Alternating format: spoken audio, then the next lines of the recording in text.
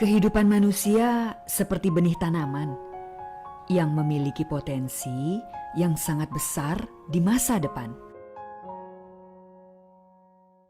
Setiap benih yang akan berkembang haruslah terlebih dahulu jatuh ke dalam tanah, tertimbun dalam gelap, dan pada waktunya akan menerobos keluar dan melihat cahaya, lalu bertumbuh, berkembang, dan berbuah. Begitu juga kehidupan setiap manusia. Pasti ada masa-masa yang paling gelap ketika masalah datang bertubi-tubi dan tidak bisa melihat jalan keluar. Ketika itu, banyak orang mulai putus asa, merasa ditinggalkan sendiri. Tidak ada orang yang peduli padanya. Dan seakan semua jalan tertutup. Semua tidak tertahankan sehingga berpikir untuk mengakhiri hidup. Mulai menarik diri dari pergaulan, menyendiri dan tidak bergairah. Menjadi mudah tersinggung dan sulit berkomunikasi dengan orang terdekat.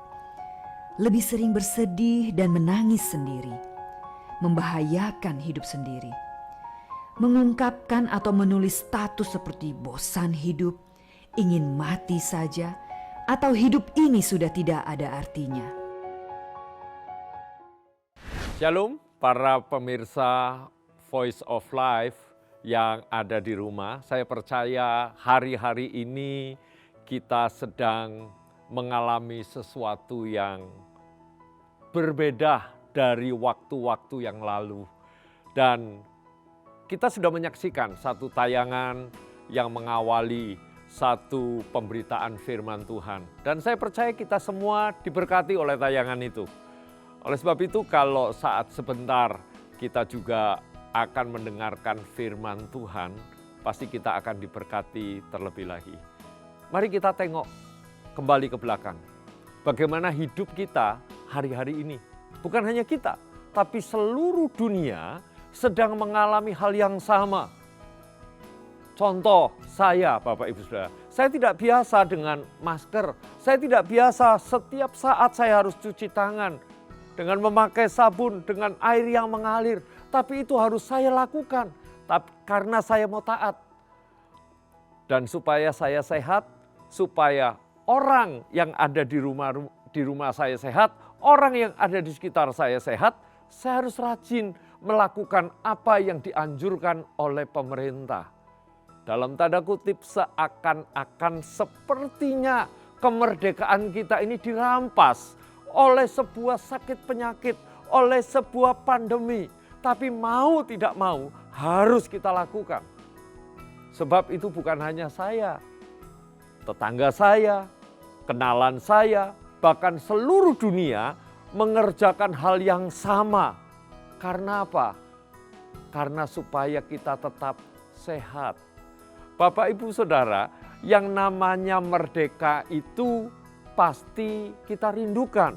Yang namanya bebas itu pasti kita rindukan. Ada banyak orang yang mendiskusikan, kapan ya kira-kira kita ini merdeka? Kapan ya kira-kira kita ini sama seperti waktu tahun-tahun yang lalu? Jika kita mengingat tahun 2020, sepanjang tahun kita ini merasa terkungkung, kita ini merasa terpenjarakan. Dan bahkan awal-awal pandemi ini berlaku di Indonesia. Kira-kira kurang lebih bulan Februari, bulan Maret, bulan April, orang tidak mau keluar. Pemerintah memang melarang, tapi orang itu dengan sendirinya itu berada di rumah masing-masing. Hanya handphone, hanya telepon, itu yang berlaku, itu yang berjalan. Itu yang kita kerjakan, kita WhatsApp-an, kita Facebook-an, dan bahkan kita ini seakan-akan berputus asa. Karena apa? Karena kita ini sedang mengalami sesuatu yang tidak biasa. Tapi mau tidak mau, suka tidak suka, kita harus taati. Kalau ada orang yang melanggar, pasti orang itu akan mengalami hal yang tidak diinginkan. Yaitu apa? Sakit penyakit. COVID-19 benar-benar memenjarakan setiap kita. COVID-19 benar-benar membuat hidup kita ini down. Dampaknya apa? Ekonomi. Dampaknya apa? Segala hal macam itu terbelenggu. Sehingga banyak orang yang menjadi putus asa. Banyak orang yang menjadi hopeless. Rasanya sudah tidak mau melakukan apapun. Lebih baik di rumah. Karena apa? Takut dengan yang namanya virus tidak terlihat tetapi membunuh. Oleh sebab itu, kalau hari ini kita akan mendengarkan firman Tuhan, biarlah kemerdekaan ini kembali kita rebut. Dan hidup kita tidak terbelenggu lagi, tetapi kita akan menjadi merdeka. Oleh karena apa? Tuhan yang akan memberikan jalan keluar buat setiap kita. Oleh sebab itu, dengarkan lebih lagi firman Tuhan yang akan membuat hidup kita diberkati. Lalu apa yang harus kita kerjakan jikalau setiap kita mau merdeka? Satu firman Tuhan yang bertemakan ajakan juru selamat. Sekali lagi, ini bukan kebetulan, ini ajakan juru selamat. Mari kita buka di dalam Matius 11 ayatnya yang ke-25 sampai ayatnya yang ke-30. Matius 11 ayat 25 sampai 30 dengan judul ajakan juru selamat. Saya bacakan buat kita semua, para pemirsa. Pada waktu itu berkatalah Yesus, "Aku bersyukur kepadamu Bapa, Tuhan langit dan bumi, karena semuanya itu Engkau sembunyikan bagi orang bijak dan orang pandai. Tetapi Engkau nyatakan kepada orang kecil. Ya Bapa, itulah yang berkenan kepadamu. Semua telah diserahkan kepadaku oleh Bapakku, dan tidak seorang pun mengenal anak selain Bapa, dan tidak seorang pun mengenal Bapa selain anak. Dan orang yang kepadanya anak itu berkenan menyatakannya." Ayat 28, "Marilah kepadaku semua yang letih lesu dan berbeban berat. Aku akan memberi kelegaan kepadamu. Pikulah kuk yang kupasang dan belajarlah kepadaku, karena aku lemah lembut dan rendah hati, dan jiwamu akan mendapat ketenangan. Sebab kuk yang kupasang itu enak dan bebanku pun ringan." Saya ulang ayat 28, inilah ajakan juru selamat, inilah ajakan Yesus Kristus. "Marilah kepadaku semua yang letih lesu dan berbeban berat." Para pemirsa yang dikasihi Tuhan, siapa yang tidak letih lesu? Siapa yang tidak berbeban berat hari-hari ini? Maaf ini kalau saya mau sebutkan, mulai dari konglomerat, mulai dari pemimpin-pemimpin negara, mulai dari orang-orang yang terpandang, sampai orang-orang yang di bawah kolong jembatan. Semua terbeban berat. Semua orang, tidak ada yang tidak letih lesu. Kalau saya menjumpai seseorang lalu saya tanya, "Apa kabarnya kamu?" "Waduh Pak, samalah Pak. Semua orang hari-hari ini sedang terbeban berat. Semua orang sedang letih lesu. Dunia perdagangan, semua letih lesu." Dan bahkan kami para hamba-hamba Tuhan itu seringkali diskusi, kapan masalah ini selesai? Kapan persoalan ini selesai? Di tempat kami yang biasanya bangku terisi penuh, sekarang bukannya 50%, tetapi hanya 30% yang terisi. yang biasanya hiruk pikuk di dalam ruangan pertemuan kami, sekarang ini hanya ditemui, hanya kita bisa menemui beberapa orang saja. Dan keadaan sulit sekali untuk kita ini kembali seperti yang dahulu. Semua ceritanya, semua kisahnya, rumah sakit sana penuh, rumah sakit sini penuh, pasien sudah bertambah, dan bahkan setiap hari kalau kita mendengar berita, pasien, jumlah orang yang meninggal, semua penuh. Bahkan para penggali kubur, omsetnya semakin naik. Apakah mereka senang? Mereka juga letih lesu. Mereka juga berbeban berat. Oleh sebab itu Bapak, Ibu, Saudara, para pemirsa, ajakan Tuhan Yesus ini mari kita responi. Marilah kepadaku semua yang letih lesu dan berbeban berat. Aku akan memberi kelegaan kepadamu. Apakah ini cuma janji-janji? No. Saya yakin dan percaya ajakan ini adalah ajakan yang pasti. Jawaban yang pasti. Semua orang yang berbeban berat, semua orang yang letih lesu akan diberikan kelegaan. Tapi ada syaratnya. Apa syaratnya? Pikulah kuk yang kupasang dan belajarlah kepadaku. Sekali lagi, belajarlah kepada Tuhan Yesus. Kalau kita belajar, pasti kita ini belajar kepada orang yang berpengalaman. Siapa Yesus? Wah, pengalaman Tuhan Yesus itu segudang. Apapun pernah dia rasakan, bukan hanya pandemi COVID-19, tetapi cambukan, siksaan, dan bahkan lapar sekalipun dia pernah alami. Ancaman demi ancaman dia alami. Bahkan ketika dia disalib, itu adalah satu pengalaman yang tidak pernah orang lain mengalaminya. Oleh sebab itu kalau dia mengatakan pikulah kuk yang kupasang, belajarlah padaku. Haruslah kita belajar. Apa yang harus kita pelajari? Yang kita pelajari adalah karena aku lemah lembut dan rendah hati dan jiwamu akan mendapatkan ketenangan. Bagaimana supaya kita ini merdeka? Bagaimana supaya kita ini tidak lagi berbeban berat dan letih lesu? Belajarlah kepadaku, kata Tuhan Yesus. Apa yang harus kita pelajari? Jiwa dan roh. Jiwa kita harus lemah lembut, rendah hati, taat kepada pemerintah. Ya, wajib. Bagaimana supaya kita tidak berbeban berat? Belajarlah kepada Tuhan Yesus. Dengan hati yang lemah lembut, kita ikuti peraturan-peraturan pemerintah yang ada. Tetapi kita terus berkarya sambil kita tetap mentaati apa yang pemerintah anjurkan.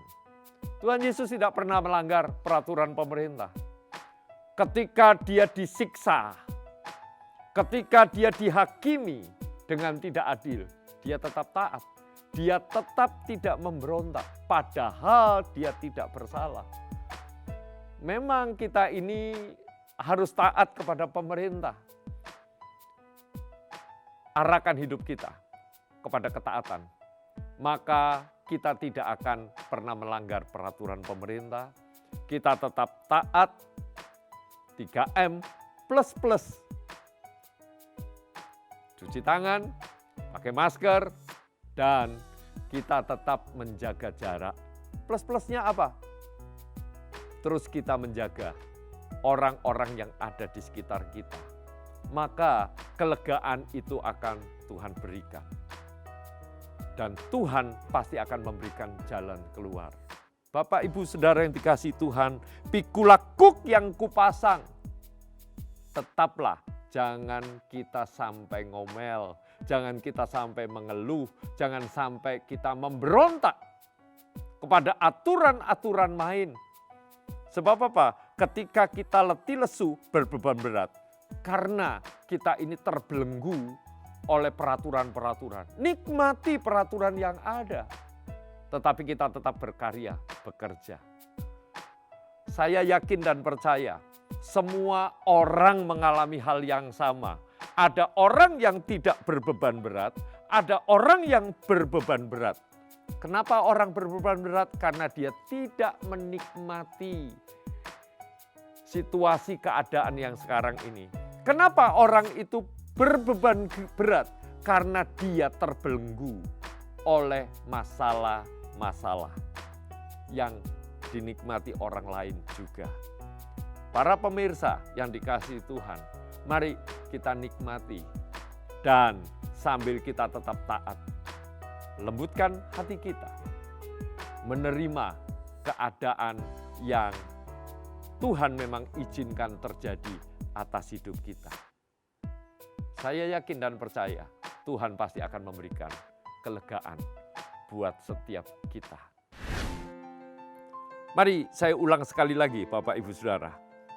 Marilah kepadaku semua yang letih lesu dan berbeban berat, aku akan memberikan kelegaan kepadamu. Ini ajakan, ini tawaran yang diajukan kepada setiap kita. Sebab saya percaya kenapa Tuhan Yesus memberikan tawaran ini. Mengajak setiap kita supaya setiap kita itu tidak lagi berbeban berat di dalam menghadapi situasi keadaan ini. Ada 3 hal yang perlu saya sampaikan. Yang pertama, mari kita setiap pagi, setiap saat, bangun lebih awal, kita duduk bersimpuh, menghadap kepada Tuhan, datang kepada Tuhan. Dan kita mengucap syukur dalam segala sesuatu, agar sepanjang hari, apapun yang kita hadapi, Tuhan pasti akan memberikan jalan keluar. Hal yang kedua, tetap hadapi masalah ini. Jangan pernah hindari setiap persoalan masalah ini. Jangan pernah ngomel, jangan pernah mengeluh, jangan pernah melawan pemerintah, jangan pernah melawan peraturan-peraturan yang pemerintah sudah berikan kepada kita. Sebab pemerintah yang ada saat ini semua untuk melindungi setiap kita. Pemerintah yang ada saat ini, semua itu untuk menjaga setiap kita. Supaya kita jangan sampai ada yang terpapar terkena COVID-19. Saya yakin ini karena pemerintah memperhatikan kita.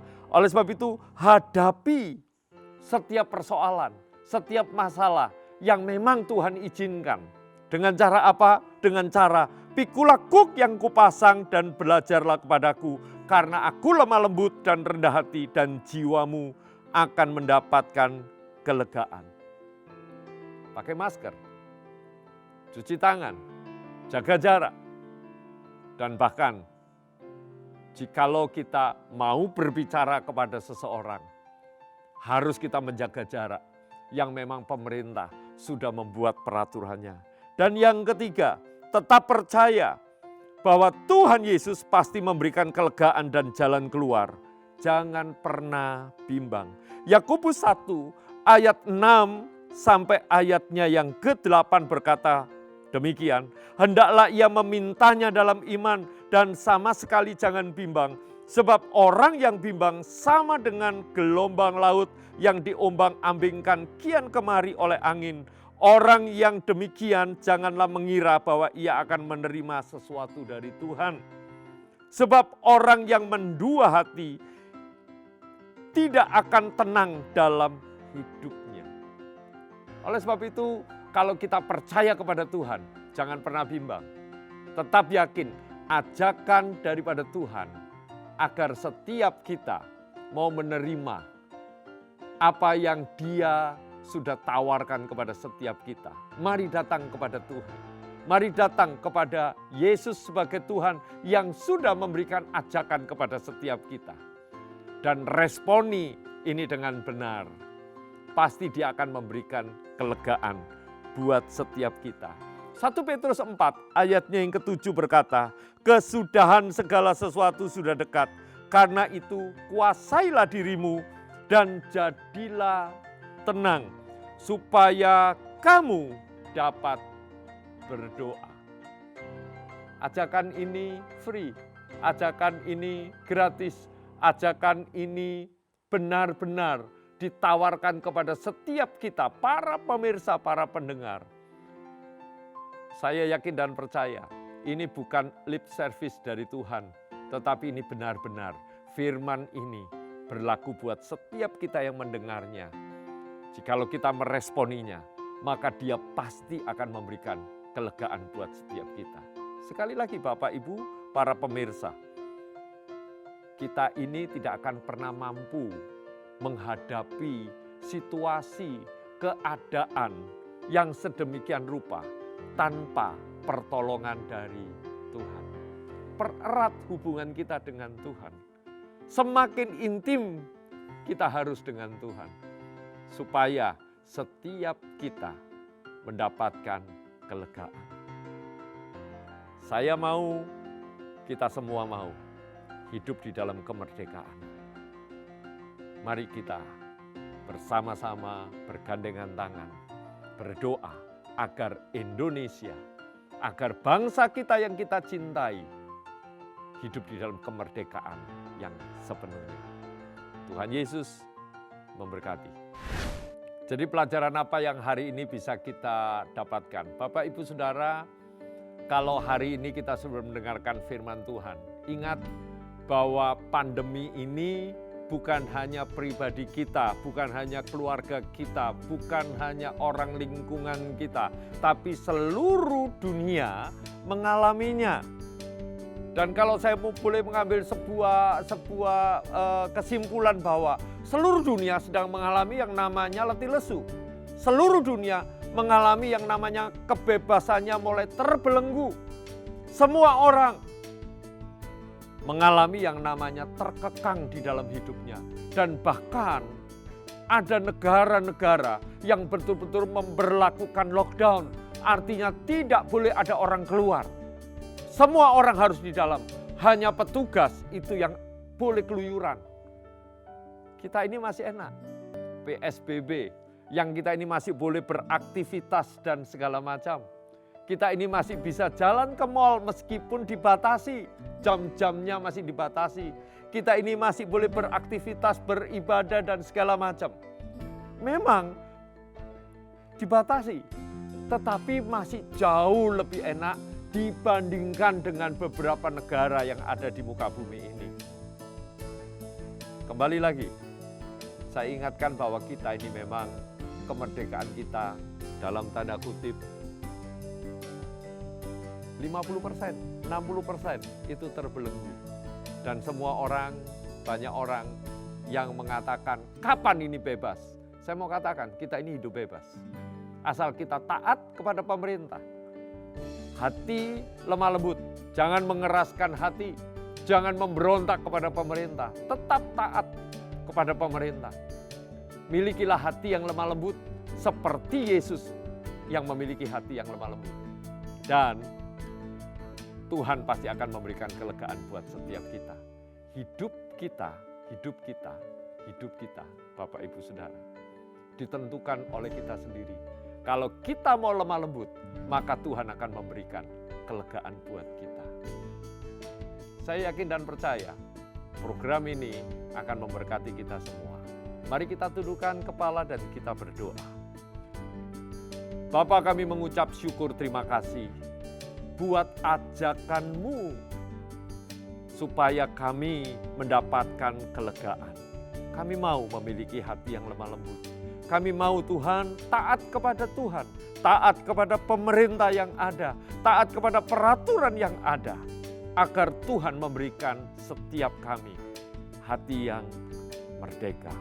Dan kami percaya COVID-19 pasti akan berlalu dan Tuhan pasti akan memberikan jalan keluar. Pasti Tuhan akan memulihkan bangsa dan negara kami. Tuhan pasti akan memulihkan hidup kami. Terima kasih buat firman-Mu yang sudah kami dengar. Kami percaya hidup kami tetap ada di dalam penyertaan dan perlindungan Tuhan. Dalam nama Tuhan Yesus, kami berdoa, kami mengucap syukur. Haleluya. Amin. Amin. Amin. Saya yakin kita semua diberkati Tuhan, dan saya, Pendeta Rudianto Suryo, mengucapkan tetap semangat di dalam menghadapi situasi keadaan seperti ini. Sampai jumpa di lain waktu, dan biar kita tetap setia kepada Tuhan dan taat kepada peraturan-peraturan pemerintah. Tuhan Yesus memberkati kita semua.